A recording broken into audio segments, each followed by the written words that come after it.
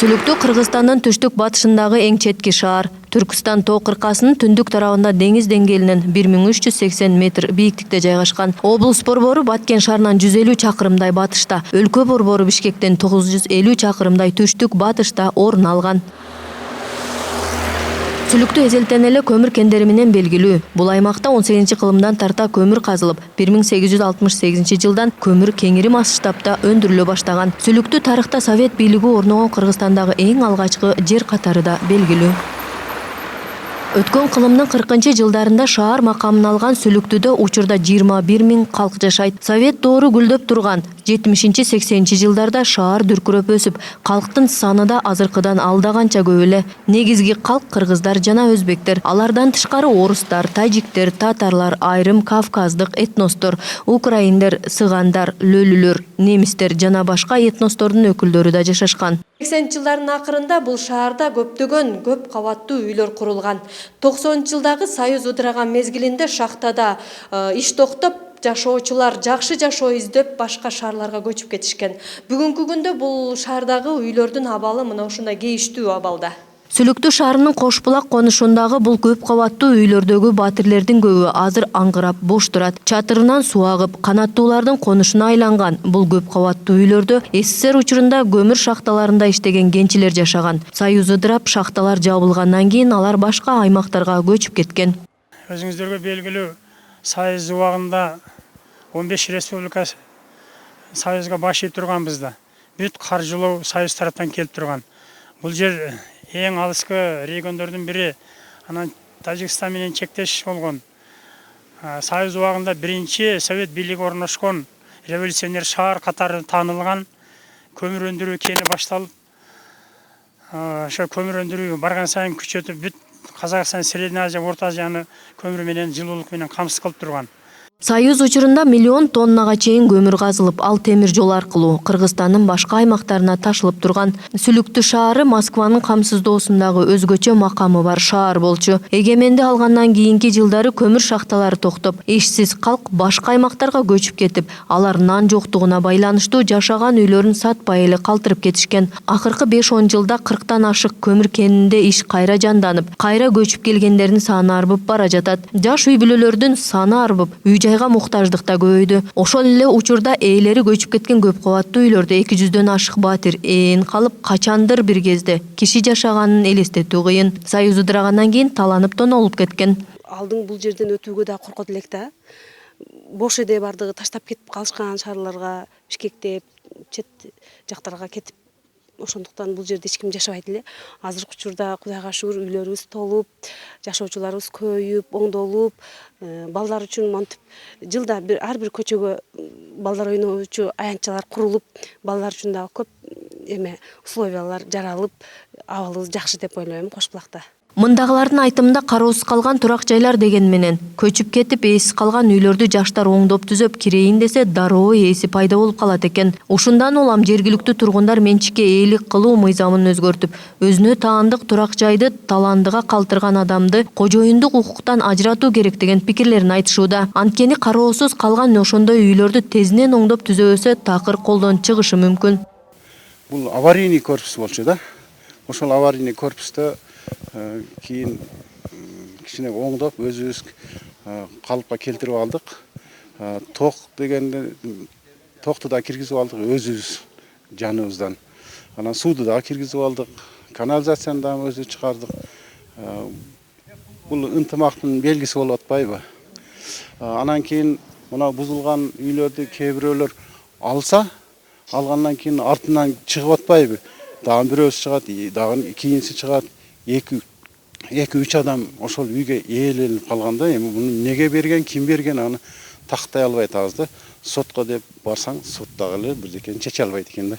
Ал эми 2 бөлмөлүү батирди 70 000 сомго сатып алган Базарбаевдер үй бүлөсү ушул бөлмөлөрдө учурда күн кечирип келүүдө. 3 баланын энеси Бегайым Базарбаеванын айтымында жолдошу шахтада иштеп оокат кылат. Андан башка киреше булагы жок. Күйөөм азырынча жакшы, айлыгы 7 000. Ошо өзүбүзгө жетет. Иштеп чыкканы 1000 сом болот, 2 000 жакшы болсо 3 000. 2 күндө барат, 2 күндө барат. Сүлүктүү шаарынын мэри Рахманберди Абдыназаровдун айтымында шаарда мындай батирлердин саны 500дөн ашык. Алардын 200дөн ашыгы муниципалдык менчикте болсо, калгандары жеке менчик кожоюндардын колунда. Жергиликтүү бийлик талаанып, тоноолуп, кароосуз калган 300 үйдүн тагдырын чечүүнүн жолун табай элек. Жанага мыйзамдык негиз да жок. Деген менен Сүлүктүү шаарында турак жайы жок. Жерге, үйгө муктаж 900 адам шаар бийлигине арыз таштаган. Акыркы убактарда шаарыбыздын элинин саны өсүп атат. Мисалы үчүн 2000 жылдары 16 миң болгон болсо, азыр бүгүнкү күндө 24.700 калктын саны өсүп атат. Биздин жумушчулардын саны өсүп атат. Быйылкы жылы мына 5 жаңы ишкана ачылды деп атпайбызбы? Биздин мына ушул жерде азыр кенчилер жетишпей, биздин Лейлек районунан, Баткен облусунан, Кадамжайдан келип иштеп атышат. Ошонун аркасынан эле мына биздин мына ошо шаарыбызда азыркы күндө 500дөн ашык бала бакчада очередте турат.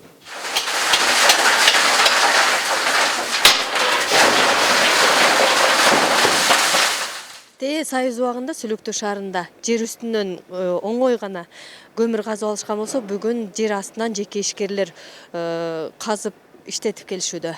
Сүлүктүү шаарында учурда 33 көмүр шахтасы иштеп жатат. Баткен облусунун аймагынан жылына 200 миң тоннадан ашык көмүр өндүрүлөт. Ушул тапта сүлүктүү көмүрүнө талап күч. Техникалар бардыгы ошо азырынча мына ушу механизацияда мына лебедкаларды алганбыз, ушу менен ушунун помощь жардам менен көмүр чыгарабыз.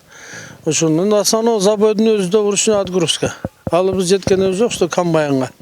Комбайны буемкалар бар, энди сеткендер иштетип атат, бирөө экөө. Но бизге основной күрөк лопата менен эле салып жүктөйт көмүрдү. Так откатка, значит, анан лебедкалардын жардамы менен аны тышка чыгарып, прямо отгрузка, значит, пунктта болот да.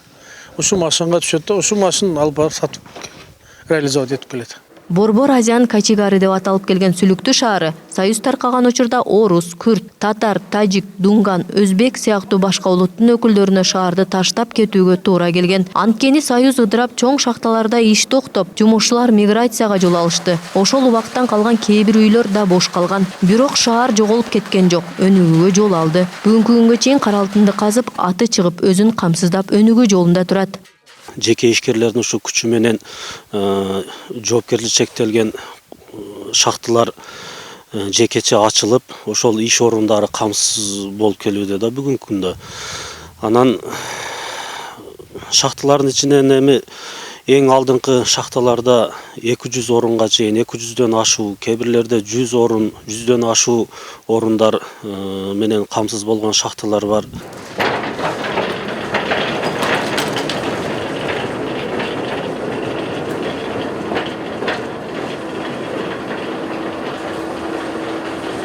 Азыр Нур жоопкерчилиги чектелген ишкананын 600-700 метр тереңдигине кирүү үчүн атайын моундай кийимдерин кийип түшүшүбүз керек экен.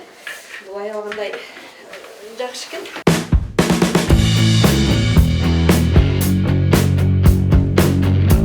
Шахтерлордун көмүр казып аткан жерине бара жатабыз. Азыр аябагандай мындай ылдый иш жер экен. Буларды жыгачтан жасалган.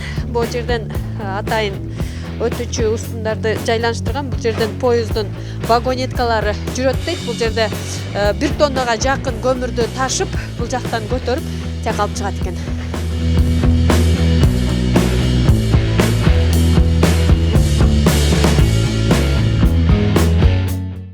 Биз түшө турган көмүркени техникалык кароодон өттүр. Мындан кооптонууга негиз жок дешти. Бирок ошентсе да алгач коркунуч болуп жатты. Кенчилер ушул тереңдеп казып бараткан мезгилде коопсуздукту сактоо максатында ар бир 1 метр жерлерге момундай устундарды орнотушат. Анткени бул турган казгандан кийин калган көмүрлөр бирин-бирин кармап кала албайт экен. Кеткенде бул кулап түшүшү мүмкүн экен. Ошондуктан бул устундарды атайын орнотуп, анан кетишет экен. 90-жылы башында киргем да, февралда киргем жумушка. Мырзалы Исаков шахтада иштеп жатканына 30 жылдан ашкан. Дээрлик өмүрүн жарымы караңгылыкта өткөн. Себеби эртең менен жер жарый электе жер астына түшүп кеч караңгыда чыгат. Бирок адал мээнет менен оокат кылып жатканына кубанычта. Алган маянасы менен балдарын окутуп, үйлөп жайлаштырган. Башымдан белимден травма алдым. Бишкекке барып неврологическийге жатып келдим. Şu hafta. Şonda bir 6 ay işley alбай жүрдüm. Кейін daha işledik. Semeye bağış gerekti. Күніге эми планда тарабыз bir. 30 tonna чыгарып атабыз. 20 tonna 30 tonna. Шаарда азыр жергиликтүү ишкерлер эле көмүр кендердин техникаларын толугу менен жаңылаган. Аны менен бирге көмүр шахтасын кеңейтип, жаңы тилкелерди ачууда. Кара алтын өндүрүүнүн көлөмү 20 000 тоннадан 200 тоннага дейре жеткизип, шахтерлордун маянасын көтөрүүгө жетишкен. Алардын коопсуздугу дагы толук кепилденген. Ошол коопсуздукту алдын алуу үчүн шарттар каралган. Кен казуудагы кыйынчылыктарды эметиш үчүн, ошо алдын алуу үчүн атайын бригадаларда коопсуздук боюнча ар дайым инструктаждар өтүлүп турат. Ар бир бригадада 10 киши иштесе, алардын ичинен бирөөсү токен мастери, бригадир, мастер взрывник деп калгандары токен жумушчулары. Аталган көмүр шахтасында шаардын көпчүлүк тургуну жумуш менен камсыз болгон. Сүлүктүү шаарында ушул тапта 33 көмүр ишканасы ишмердүүлүгүн жүргүзүп келатат. 2019 жылдын жыйынтыгында бул ишканалар жалпы 500 000 тоннадан ашуун көмүр өндүргөн. Кенчилер быйылкы жылы 1 000 000 тонна кара алтын өндүрүүнү пландап жатышат. Аталган көмүр шахталары 2019 жылы мамлекетке 97 миллион сом салык төлөгөн. Белгилей кетсек, сүлүктүү көмүрүнө суроо талап абдан жогору. Анткени Борбор Азияда сүлүктүү көмүрү сапаты жагынан эң жогорку бааланат. Өндүрүлгөн кара алтын Баткен, Ош облустарынын аймагына, ошондой эле Тажикстан менен Өзбекстанга экспорттолот. Баткен облусундагы сүлүктүү шаары Лейлек району жана Тажикстандын Согди облусу менен чектешет.